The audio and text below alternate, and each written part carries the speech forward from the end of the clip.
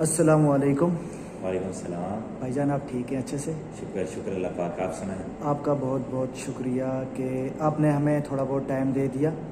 तो मेरे चंद सवालात थे आपकी रिसेंटली आपकी वीडियोस जो देखी उस पर, तो मैं आपसे दो तीन सवालात कर सकता हूँ? हाँ बिल्कुल, क्यों नहीं। आप कैसे कह सकते हैं कि सियासी कुनकर्म ने कुछ नहीं किया? हाँ, रिसेंटली जो मेरी वीडियो अपलोड हुई है यूट्यूब पे, उसको सुन के उसको देख के आप ये सवाल कर रहे हैं ना। जी जी बिल्कुल। उसमें जो मैंने लिखा है कि, और जो बताया मैंने कि सियासी कारकुन कुछ नहीं कर रहे या उन्होंने कुछ नहीं किया, उससे मुराद ये कि गांव की सबसे छोटी सी चीज़ की मैं बात करूँगा। हाँ जी। कि 2004-05 के दरमियान गांव में एक सड़क हमारी जो है ना, उसे दफाई सड़क के नाम से वो तामीर हुई। जी। तो कुछ अरसे बाद बारिशों की वजह से बर्फ़बारी होती है, वहाँ पे बारिशें बहुत ज़्यादा मिकदार में होती हैं। आपको पता है, रिकॉर्ड से पता चलता है सब कितनी बारिशें होती हैं। बहुत तो वो खंडरात में बदल गई। तो फिर 4-5 माह 6 माह या सर्दियों का सीज़न गुजरने के बाद उसका फिर से थोड़ा हल्का फुल्का जो काम शुरू हुआ, नाली वगैरह बनाई, थोड़ी सेटिंग की कि यहाँ से कम जीप गुजर सके। तो उसका जो ठेका मिलता है वो गांव के जो मेंबर होते हैं उन्हें दिया जाता है। तो ये लोग आज जो गांव के लोगों को इकट्ठा करके तकरीरें करते हैं, बड़े हाथ फैला कर, बहुत ज़्यादा जो है अपने आप को सच्चा और ईमानदार साबित करके जो बात कर रहे हैं, तो इन्होंने वहाँ जो दिहाड़ीदार मजदूर थे उनकी भी दिहाड़ियाँ इन लोगों ने खाई हुई हैं यार। ये सबसे छोटे दर्जे से मैं बात कर रहा हूँ कि छोटे दर्जे के जो कारकुन हैं उनकी मैं बात कर रहा हूँ। उनके ये हालात हैं। तो बड़े दर्जे पे जिसके पास जितना पैसा आता होगा उतनी वो ज़्यादा लालच करता होगा। जी बिल्कुल। उतना ही वो मटेरियल नाकस लगाता होगा सड़कों पे, पुलों पे।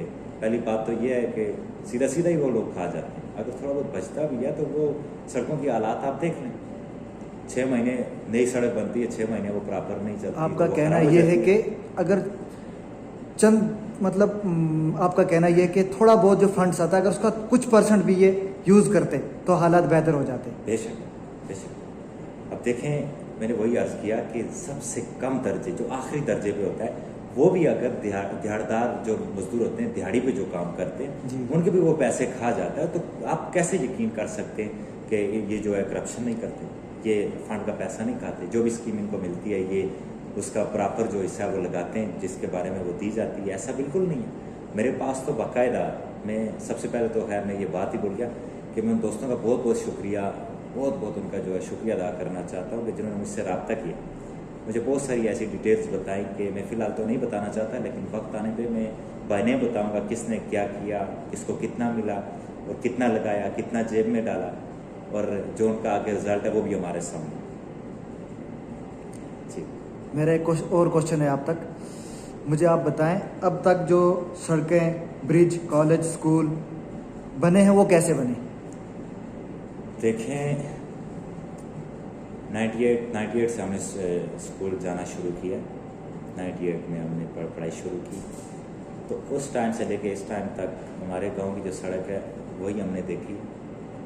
एक सड़क का इजाफा हुआ, लेकिन वो अभी तक भी प्रॉपरली जो है ना वो पक्की नहीं की गई। उसी हालत में कहीं से ठीक है, कहीं से ख़राब है। तो दूसरी बात ये कि जो पुरानी सड़क है वो मज़दूर लोगों ने, गांव के मज़दूरों ने घर से खाना खाकर अपने साथ खाना लेके आते थे और उस पर काम करते थे। अपने जो गेंती बेलचे इस्तेमाल करके उन्होंने वो सड़क गाँव तक लेके गए। उसके बाद वाटर एरिया, वहाँ पे तो फायरिंग होती थी, खच्चरें और गद्दों की रसाई थी, इससे ज़्यादा गाड़ियाँ तो कमो बेश ही जाती थी। तो उस पर थोड़ा सा इन्होंने बाद में जब हालात थोड़े से बेहतर हुए बॉर्डर लाइन पे, तो इन्होंने मशीनें जो है 4-5 भेजी, थोड़ा सा मज़ीद उससे इधर उधर किया। उससे स्लाइडिंग बहुत ज़्यादा, लैंड स्लाइडिंग बहुत ज़्यादा होने लगी। क्योंकि जब भी आप नक्शा देखो, आप कहीं पे भी सड़कें बना रहे हो तो उसके साथ साथ दीवारें होना बहुत ज़रूरी है। जी बिल्कुल। आप नक्शे के तहत चीज़ बनाए तो उसमें ख़राबी नहीं आती। ये तो पक्का करने के बजाय उल्टा जो नक्शा था वो पहले छोटा ही रास्ता, बेशक कम था लेकिन कम से कम वो प्रॉपर तो होता था। अभी कभी कहीं से पत्थर आ रहा है, कभी कहीं से स्लाइड आ रही है। ये भी तो एक हादसाती चीज़ बनती है ना, हादसे का शिकार इन्हीं चीज़ों से बंदा होता है।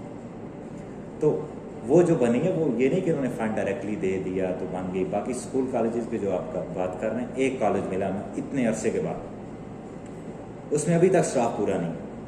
अभी जाके आप चेक करें, वहाँ पे उस तरह की क्लासें नहीं हो रही, उस तरह का स्टाफ टाइम पे ना स्टाफ आता है, ना ही स्टाफ पूरा होता है उनसे। और हमारा जो हाई स्कूल है, हाई स्कूल के अंदर चाहे वो लड़कों का ले लें या लड़कों का, उसके अंदर भी तकरीबन 80% ये स्टाफ होता है। और जो होता है भी उसमें से कुछ लोग साथी ऐसा है, माजरत के साथ ये बात करनी पड़ रही है कि वो इस एल नहीं होते कि वो पढ़ा सकें, लेकिन बस उनका भी एक निज़ाम चल रहा है, वो चला रहे हैं। और हम लोग भी आगे बेवकूफ़ बने हुए हैं, मजबूरी भी है हम लोगों की, और कोई हल भी नहीं है हमारे पास, और कोई रास्ता भी नहीं, हमें मजबूरन ये सब कुछ अपनाना पड़ता है। तो उसमें उनकी कोई मेहरबानी नहीं। ये रिसेंटली एक हमारे गांव में मिडिल स्कूल उन्होंने दिया, वो अपनी मदद अपने ही तहत लोगों ने बनाया, और उसके बाद कोई 4-5 माह चला, फिर से ताला लग गया उसे। तो ऐसे तो अगर स्कूल की इमारत दे दी और उसमें पढ़ाई ना हो, उस इमारत से बेहतर है कि वो ना मिले। अब जो चीज़ हमें देनी थी, जो जिस वजह से ये सब बातें हुई कि ये हादसा हो रहा है, 2 साल पहले भी यही वजह थी हादसे की कि नाले पे पुल ना होना। दूसरी बार 2 साल बाद फिर वही हादसा हुआ, उसकी भी यही वजह थी कि नाले पे पुल नहीं था। पुल के ना होने की वजह से 2 हादसे हुए 2 साल के अंदर, बहुत ही भयानक किस्म के। ये कोई आम चीज़ नहीं होती कि एक फैमिली खुशबाश जा रही है, एक शादी से वापस लौट रहे हैं, एक और 2 बच्चियाँ 1 बच्चा अचानक से बह जाते हैं देखते देखते नाले में, और एक शाम गम छा जाती है उस इलाके में। तो उस चीज़ पे नहीं फोकस कर रहे। टैंकी, पाइप, पानी, रास्ते, सीढ़ियाँ पक्की करवा देना, ऐसे ही बिल्डिंग तैयार करके छोड़ देना उसमें। ये आपने रिसेंटली स्कूल की पिक्चर देखी होगी मेरी उस वीडियो में। वो हमारी जो है, वो हमारा जो है वो हेल्थ सेंटर है, हमारा हॉस्पिटल कहते हैं हम उसे, और उसके हालात आपने देखें। उसमें चले जाओ, पहली बात है बंदा ही कोई नहीं मिलता आपको, अगर मिलता भी है उसे पता ही नहीं होता कि इसकी बीमारी क्या है, इसको देना क्या है। बहुत ज़्यादा वो तीर भी अगर मारते, वो लिख के देगा जो मेडिकल स्टोर से ले लो, बस इतना तीर मारते हैं, इससे बढ़ के तो कुछ भी नहीं होता वहाँ। और उस तरफ भी मैं एक वीडियो बनाऊंगा, ये सेहत के हवाले से भी मैं एक वीडियो बनाऊंगा, लेकिन फ़िलहाल मेरे लिए अहम ये है कि जो ज़्यादा ख़तरनाक चीज़ हमारे लिए, उस पर हम बात करें।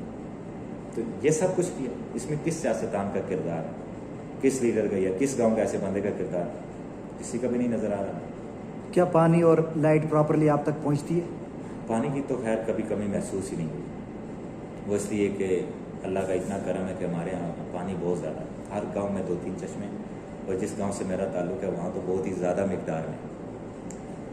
तो बाकी रही बात लाइट की, लाइट तो हमारे साथ आंख मचौली ही खेलती है यार। कभी एक दौर था वो बिल्कुल डिम लाइट आती थी, बिल्कुल डिम। उसके बाद जब आना शुरू हुई तो इसके ना आने का पता ना जाने का पता। जब ज़रूरत होती है लाइट तो होती नहीं, बर्फ़ पड़ जाए तो 3-3 महीने लाइट ही नहीं आती। कभी खंबे ख़राब, कभी तारें ख़राब, कभी स्लाइड हो गई, कभी ये कभी वो। फिर वो मैंने बात की भी है, बिजली वाले 2-3 रखे हुए, उनका एक ही काम है बस लोगों की तारें काटना, आगे सेल कर देना, बस। इससे बढ़ के तो वो कभी नज़र नहीं आया, या फिर बिल कलेक्ट करने के टाइम नज़र आते हैं। अच्छा, मेरा एक और क्वेश्चन है आपसे, अवाम कैसे इन मामलात को बेहतर बना सकती है? अवाम के बारे में तो हमेशा से मुझे ये दुख रहा है कि हम लोग समझने में बड़ी देर लगाते हैं, बहुत बहुत वक्त चाहिए होता है हमें समझने के लिए, जबकि सब कुछ वाज़ेह नज़र आ रहा था। इसके लिए यह है कि आप मुखलिस इंसान को चुनें। सबसे पहले आप खुद एक प्लेटफॉर्म पे इकट्ठा हो जाए।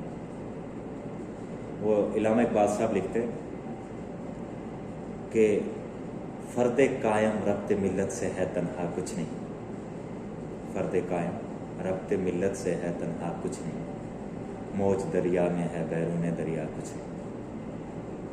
फिर लिखते हैं इसी का ही नक्शा वो शेर भी, इकबाल साहब फरमाते हैं कि अफराद के हाथों में है अक़वाम की तकदीर, हर फर्द है मिल्लत के मुकद्दर का सितारा। तो हर फर्द के अंदर ये क्वालिटी है कि वो अपनी कौम का सितारा है। लेकिन अगर वो समझे, हम लोग मुख्तलिफ़ चीज़ों को लेके, हमको सबसे ज़्यादा जो मसला बनता है हमारे लिए, वो हमें एहसास कमतरी का शिकार बनाया जाता है, जिसकी वजह से कोई भी अपना जज्बात, कोई भी अपना ख्याल हम उभारने की कोशिश ही नहीं करते। हम सोचते हैं कुछ जो भी हम कहेंगे वो बुरा कहेंगे या बुरा समझ जाएंगे लोग। यार जब आप लोग हक पे हो तो फिर कोई बुरा बेशक समझे, आप उसे दूसरों तक रसाई पहुँचाओ उसकी, आप अपने जज्बात का इजहार करो, जो भी आपके ख्यालात हैं उनका इजहार करो। बाकी हर मामलात का इजहार हम कर लेते हैं, हर तरह का ऐसा काम कर लेते हैं जिसका कोई फ़ायदा नहीं होता, तो कोई एक ऐसा काम भी करते हैं जिसका फ़ायदा हो जाए। तो जब मैंने फ़र्स्ट टाइम फेसबुक पे, मैंने फ़र्स्ट टाइम ये रिसेंटली जो वीडियो अपलोड किया वो फ़र्स्ट टाइम था, इससे पहले कभी मैंने इस मौजू पे वीडियो फेसबुक पे नहीं अपलोड की। तो माशाल्लाह उससे मुझे बहुत अच्छा रिस्पांस मिला, बहुत पॉजिटिव रिस्पांस मिला। तो इसका सीधा सीधा हल ये है कि जो सब लोग अगर इकट्ठे हो जाएं, निकलें, वो चेक करें कि हमारे जो यूसी का फंड है वो कितना आता है और आगे रिसीव कौन करता है। जो रिसीव करता है वो कितना इस पर लगाता है, जो भी यहाँ का तामीराती काम होता है उस पर कितना फंड वो लगाते हैं, कितना वो पास करते हैं। पहली बात तो यह है जिस इलाके में जो भी चीज़ बन रही है, जो ठेकेदार वगैरह होते हैं वो उसी इलाके का होना चाहिए ताकि उसे बंदा पकड़ भी सके। यहाँ ये होता है कि किसी और जगह काम करना होता है, ठेकेदार किसी और जगह का होता है, वो जब भी पैसा गायब हो जाता है वो कहते हैं जी हमें क्या पता, वो तो वो खा के भाग गया। ये ठेकेदारों तक मिले होते हैं, जिन्होंने फंड देना होता है, जिन्होंने लेना होता है, आगे ठेकेदार भी उनके ही बंदे होते हैं। इन्होंने पूरी एक जो है ना चेन बनाई होती है, खाने का एक सिलसिला इन्होंने इस तरह बनाया होता है। तो हम लोगों को पता चलता है कि यार सड़क बनी थी, 2 महीने बाद पता चला ये तो खंडरात बन गया, पुल बना था पता ये तो गिर गया, इसका तो वो बंद टूट गया, साइड से टूटा, इसका तो वो पूरा पिलर ही उठा के ले गया। नाले में कितनी एक ताकत है, उस पर नहीं यार तुम लोग पुल बना सकते। दुनिया ने समुंदर पे एक दुनिया बना दी है, समुंदर पे लोग दुनिया अपनी आबाद कर रहे, तो इनको एक नाले पे पुल नहीं बनता यार इतने अरसे से। और एक बात और बताऊँ मैं, हमारा साथ में पड़ोस पे हमारा जो दूसरा ज़िला है, ज़िला बाग, वहाँ पे 10 घरों के पीछे भी अगर आपको पुल चाहिए ना, ज़रूरी है कि नाला है, मुश्किल है सफ़र आना जाना, बच्चों की पढ़ाई में मुश्किलात आ रही है, बाज़ार तक जाना मुश्किल है, आपके घर को कोई भी भारी चीज़ लेके आनी है वो लानी मुश्किल है, गाड़ी की रसाई नहीं है, तो उन लोगों ने वहाँ पे भी पुल बनवाया हुआ है, वहाँ पे भी पुल है 10 घरों के पीछे। और हमारे यहाँ पीछे 10 गाँव हैं, उनके पीछे एक पुल मुझे दिखा देगा, ये पुल हमने बनाया, 10 गाँव को ये सहूलत दे रहा है। यार क्यों नहीं ऐसा काम करते आप? तो कल मीटिंग है हमारे यहाँ, तो उम्मीद है मुझे कि कुछ अच्छा ही रिस्पांस मिलेगा, समझेंगे वो बात। तो बहरहाल सिर्फ तकरीरों से या सिर्फ आके वादे कर लेने से तो नहीं होता। बहरहाल मेरी गुजारिश है कि अगर अवाम में ये गैरत जाग उठे और वो अपना हक लड़ के लेना सीख ले तो कुछ भी मुश्किल नहीं।